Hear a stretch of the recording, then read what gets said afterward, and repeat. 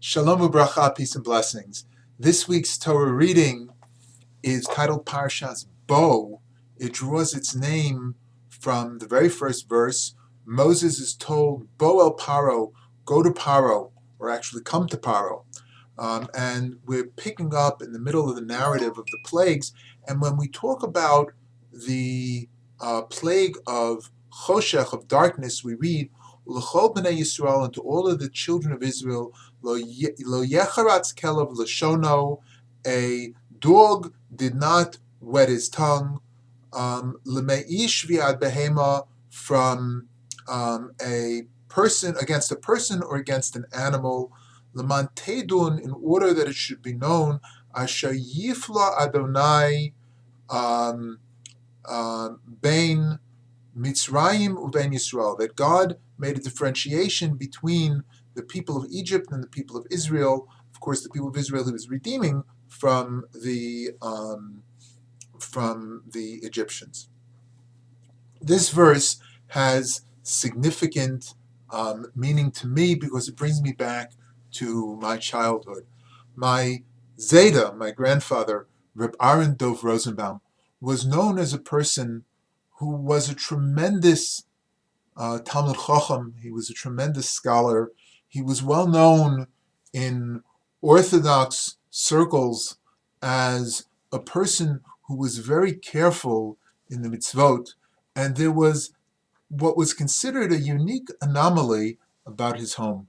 My Bubby and Zeta always had a dog, and this was a curiosity to visitors.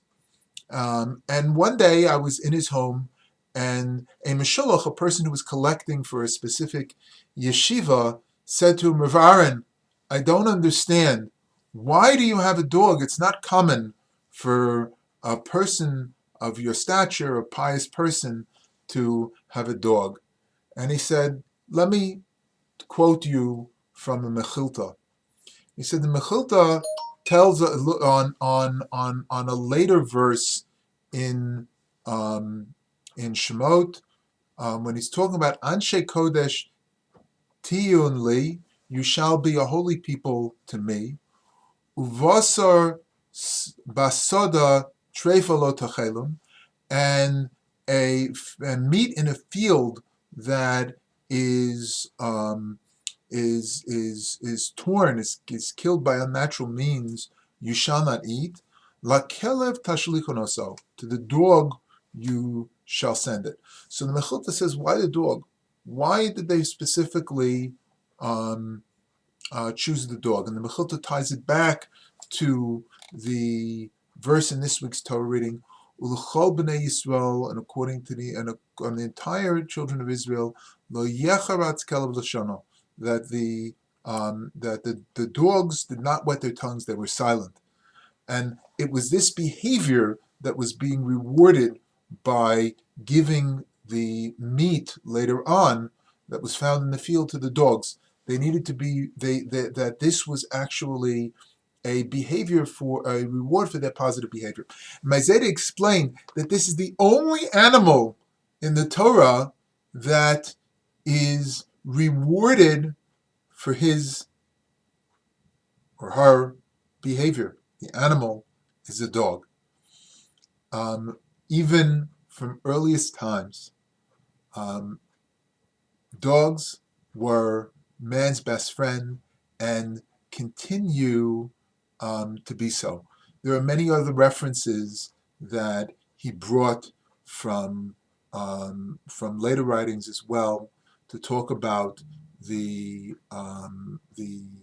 respect that our tradition has for these beloved companions. There are certainly negativity that has been associated with them as well. And Maizeda explained that this often had to do with the fact that anti-Semites used dogs to intimidate Jews, and also many times dogs were not found in the Jewish ghettos. However, dogs were very common on Jewish farms. As a dog owner myself, a person that has grown up with dogs, I'm very mindful of the fact that The word dog is God spelled backwards. May the love, the unconditional love of our four-legged friends influence us to show love to each other, and may we merit to make this world a better place because of that love. Shabbat Shalom.